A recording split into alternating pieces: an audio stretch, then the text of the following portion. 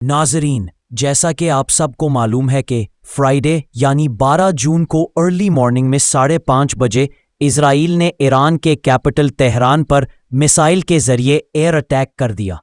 Israel के 200 fighter planes ने Iran की 100 लोकेशंस पर 332 बॉम्ब्स गिराए।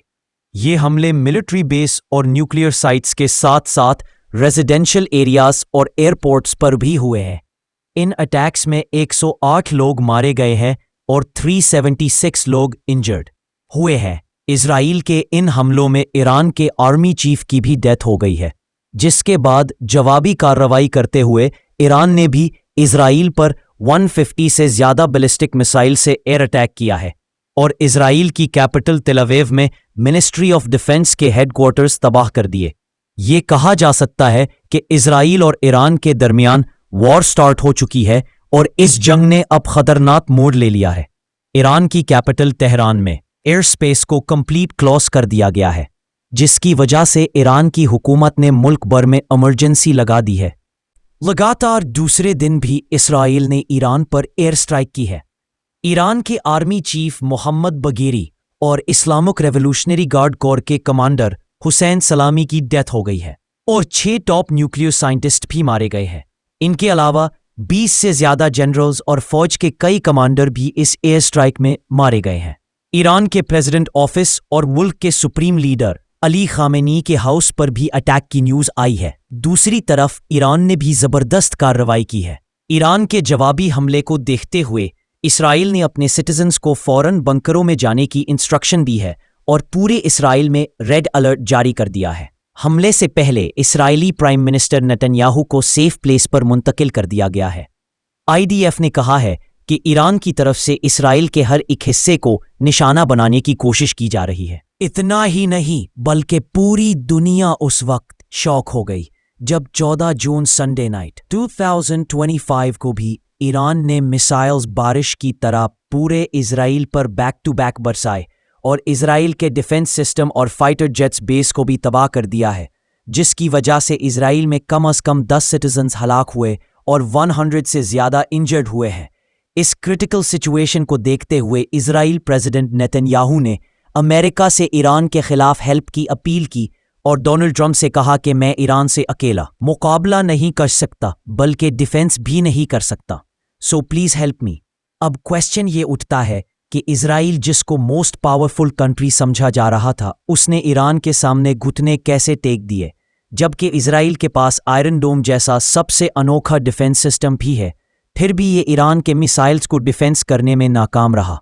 आखिर ऐसा क्यों हुआ? इसका आंसर जानने के लिए आज की वीडियो में हम इजराइल और ईरान का हर एक चीज को देखते हुए कंपैरिजन करेंगे। ईरान और इजराइल के दरमियान तकरीबन 2152 किलोमीटर का ग्राउंड डिस्टेंस है और साल अक्टूबर 2024 में ईरान ने इजराइल पर मिसाइल अटैक करके वहां तक अपने मिसाइल्स पहुंचाकर ये प्रूव कर दिया था कि ईरान एक लंबे टाइम से अपने जिस मिसाइल प्रोग्राम पर काम कर रहा था उसमें काफी डेवलपमेंट हुआ है।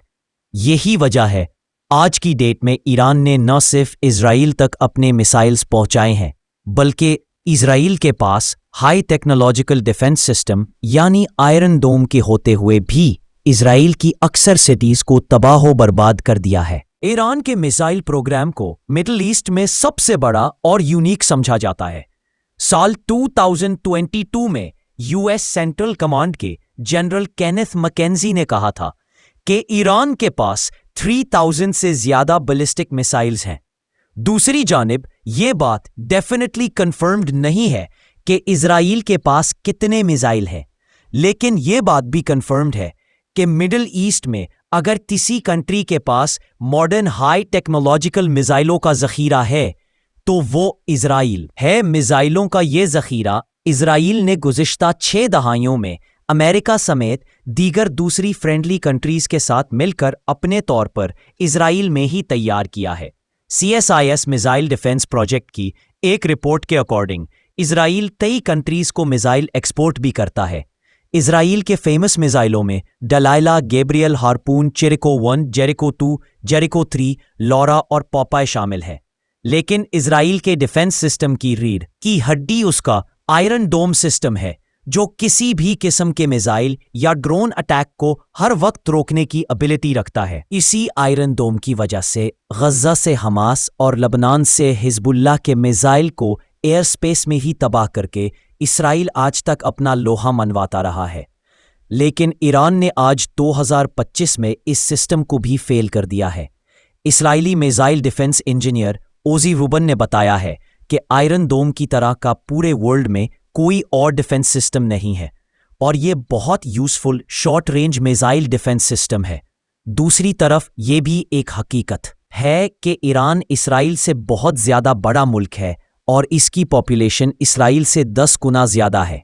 लेकिन इस फ़र्क से ये अंदाज़ा लगाना एब्सोल्युटली राइट नहीं होगा कि ईरान फोर्सेस के हिसाब से इसराइल से ज़्यादा पावरफुल कंट्री है। इसराइल ईरान से कहीं ज़्यादा रकम अपने डिफेंस बजट में खर्च करता है और इसकी सबसे बड़ी ताकत भी यही है। अगर ईरान का डिफेंस बजट 10 अरब डॉलर के करीब है तो उसके कंपैरिजन में इसराइल का बजट 24 अरब डॉलर से ज़्यादा है। जहां ईरान की पॉपुलेशन इसराइल से कहीं ज़्यादा है, उसी तरह इसके सर्विंग सोल्जर्स भी इसराइल के कंपैरिजन में तकरीबन 6 गुना ज़्यादा है। ईरान के एक्टिव सोल्जर्स की तादाद 6,10,000 है, जबकि इसराइल के ऐसे एक्टिव सोल्जर्स की तादाद 1,70,000 है।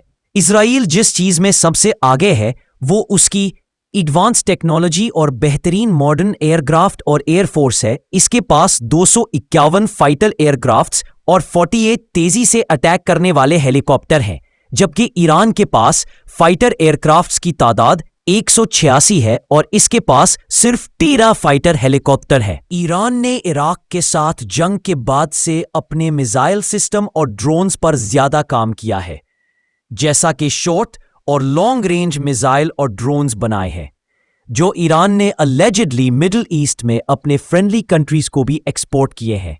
ईरान के मिसाइलों में शहाब 1 मिसाइल है जिसकी रेंज 300 किलोमीटर है, जबकि इसी का सेकेंड वर्जन शहाब 2 है जो 500 किलोमीटर तक अटैक कर सकता है। शहाब सीरीज का तीसरा मिसाइल शहाब 3 है जो 2000 किलोमीटर तक अटैक करने की एबिलिटी रखता है। इसके अलावा ईरानी मिसाइलों में 700 किलोमीटर तक अटैक करने वाला जुल्फ़िकार, 750 किलोमीटर तक अटैक करने वाला कायम 1 भी शामिल है। ईरान के मिसाइलों में एक सिग्निफिकेंट एडिशन फतेह 110 हाइपरसोनिक मिसाइल भी है, जो 300 से 500 किलोमीटर तक टारगेट को निशाना बनाने की एबिलिटी रखता है। अगरचे ईरान के पास मिलिट्री पावर भी है, लेकिन दूसरे की कंट्री में जाकर गरिल्ला ऑपरेशन करने का ज्यादा एक्सपीरियंस इसराइल का है और वो हमेशा ही इसमें सक्सेसफुल रहा है। लेकिन जब बात होती है दोनों कंट्रीज के दरमियान मुमकिना जंग की, तो ईरान के एरिया और फौज में ज्यादा तादाद को देखते हुए ये साफ नजर आता है कि इसराइल ईरान में गरिल्ला ऑपरेशन जैसा कुछ नहीं करेगा। इसकी पावर एयर सिस्टम, मिसाइल और ड्रोन्स है, और अगर ये ईरान पर अटैक करता भी है तो मुमकिना तौर पर उन्हीं के जरिए करता है, जैसा कि आज भी उन्हीं के थ्रू ईरान पर अटैक कर रहा है। वैसे माजी में ईरान के हाई प्रोफाइल फौजी और सिविलियन शख्सियात भी इसी तरह के हमलों में हलाक की गई हैं। अगरचे इसराइल ने अक्सर औकात इसका बाकायदा एतराफ़ नहीं किया, लेकिन इससे इनकार भी नहीं किया है। इस जंग का एक और पहलू साइबर अटैक भी हो सकता है, और इस जगह इसराइल काफ़ी कमज़ोर लगता है। वजह साफ है कि ईरान का डिफेंस सिस्टम इसराइल के डिफेंस सिस्टम जितना एडवांस नहीं है, इसलिए इसराइल के सिस्टम पर साइबर हमला ज़्यादा आसान है। आप हमेशा याद रखें कि जंग में वेपन से ज़्यादा हौसलों की ज़रूरत होती है, और ये ईरान के हौसलों का ही नतीजा है कि आज इसराइल जैसा पावरफुल समझे जाने वाला मुल्क अपने सिटीजन्स को लेकर बंकरों में छुट्टा फिर रहा है। इसराइल इस्लाम को ख़त्म करने की धुन में शायद ये भूल गया है कि इस्लाम की फितरत में कुदरत ने लचक दी है। इतना ही ये उभरेगा जितना के दबाओगे। अल्लाह पाक दीन इस्लाम और पूरी उम्मत मुस्लिमा की हिफाजत फरमाए, आमीन। वैसे दोस्तों, इस वीडियो का मेन मोटिव इसराइल और ईरान का ताकत के एतबार से कंपैरिजन करना था, न कि बाकी चीज़ों के बारे में। तो बाकी चीज़ों के बारे में अगर आप लोग जानना चाहते हैं कि आखिर इसराइल ने ईरान के ऊपर हमला क्यों किया और इस जंग के पीछे की स्टोरी क्या है, ये सारी ही चीज़ें आप डिस्क्रिप्शन और कमेंट बॉक्स में दिए गए लिंक के जरिए से जान सकते हैं, क्योंकि इस टॉपिक पर एक वीडियो मुकम्मल एक्सप्लेनेशन के साथ हम पहले ही बना चुके हैं। ये वीडियो अगर आपको इन्फॉर्मेटिव लगी हो तो लाइक करने के साथ साथ दोस्तों के साथ ज़रूर शेयर करें, और ऐसी ही नॉलेजेबल और हिस्टोरिकल वीडियोस हमेशा देखने के लिए हमारे इस चैनल दुनिया इन्फो को सब्सक्राइब करने के साथ साथ बेल आइकॉन को भी ज़रूर प्रेस कर लें, ताकि इस चैनल पर आने वाली तमाम वीडियोस का नोटिफिकेशन आपको बर वक्त मिलता रहे। मिलते हैं अगली वीडियो में, तब तक के लिए आप लोगों का शुक्रिया।